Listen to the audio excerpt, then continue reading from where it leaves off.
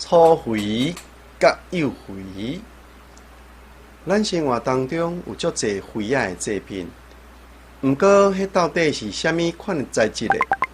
足侪人三无掌，搁较莫讲要安怎来区别咯。但先华语讲的头，咱就甲叫做粗肥；若是华语讲的词，咱就甲叫做幼肥。一般华语若是称呼做陶瓷，咱就直接甲叫做肥仔就好。毋过粗肥甲幼肥要安怎来区别？咱只要简单把握风、火、水、土四字，就会使轻轻松松有寡概念哦。先来看土的差别。若要烧出幼肥，一定就要用高岭土，因为高岭土内底差不多无铁仔等等的杂质，所以若是完全无甲油，烧出来幼肥会真晚近白色。伫古早的西洋世界，因无法度烧出这种幼肥，拢会甲伊叫做白金。若是一般粗肥的土质，若无甲油，烧出来就袂是白色的。过来是水的概念，条件是爱烧好兼无甲油的肥仔。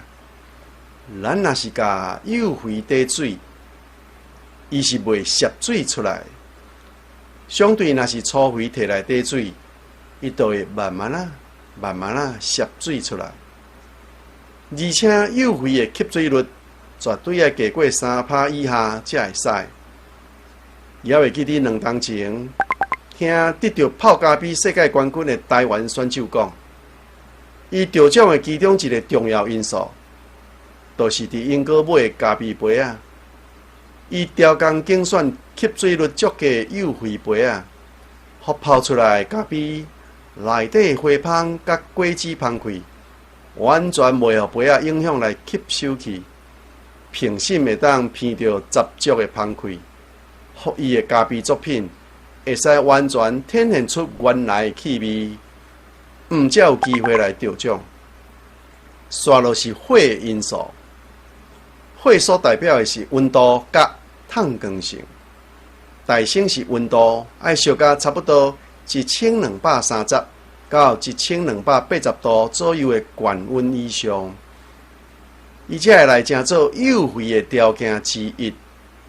若是一般粗肥的土质，硬要烧到这种高温，若毋是烧到破去，无就是作品会来枯卡去。过来是火所代表的烫光性。